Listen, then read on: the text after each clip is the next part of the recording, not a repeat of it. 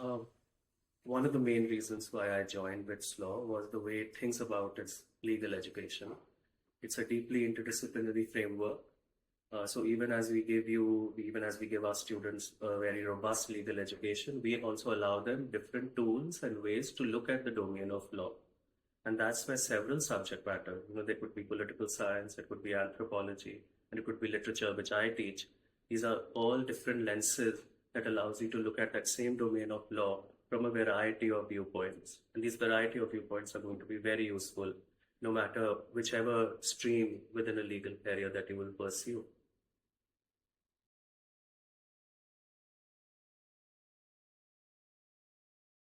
The landscape of queer poetry in South Asia there's been an exponential growth just in the number of people writing it and the kind of languages that it's being written in.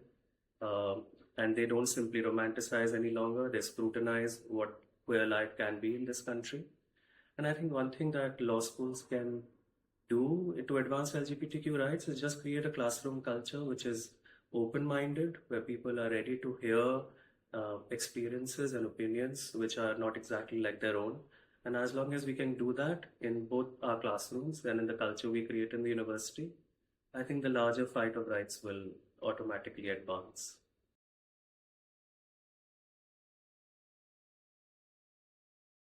The last time I saw you is my forthcoming book of poems. It's going to come out later this year. And it comes from a moment of personal loss. But what was really interesting about it was that even that individual story of loss was placed within a larger landscape.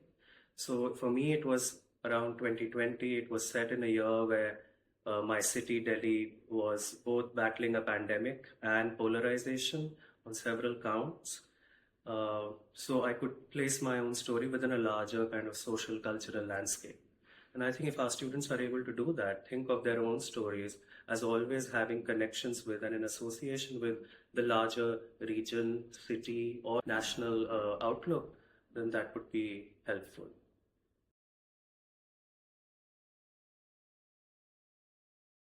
I mean, the study of English literature has changed quite dramatically, and thank God for that, because the canon has really expanded. When I was young, we used to read Shakespeare to T.S. Eliot, and thankfully that has gone to the dustbin. So you don't only read dead white men, you also read people from various kinds of social regional locations. You might read a Sukirta Rani, you might read an Arundhati Roy, you might read a Namdev Hassan, you might read an Ismat Chugtai, and all these are part of the kind of literature, humanities syllabus that you will encounter. And I think as long as our students become close readers, critical readers, and readers not just of text, but also of text, people, places, situations, body languages, uh, that's what I think literature can contribute to in kind of various situations that the legal profession will throw at them.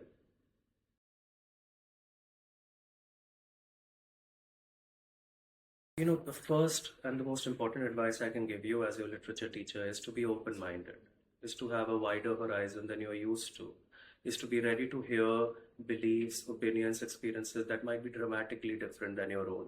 Because you will see that in your text, you will see that among your peers. And as long as you can engage with difference while you're holding on to your own opinion, but also respectful towards others' opinion, I think you're on to something which is really interesting and which will stand you in good stead throughout your legal career.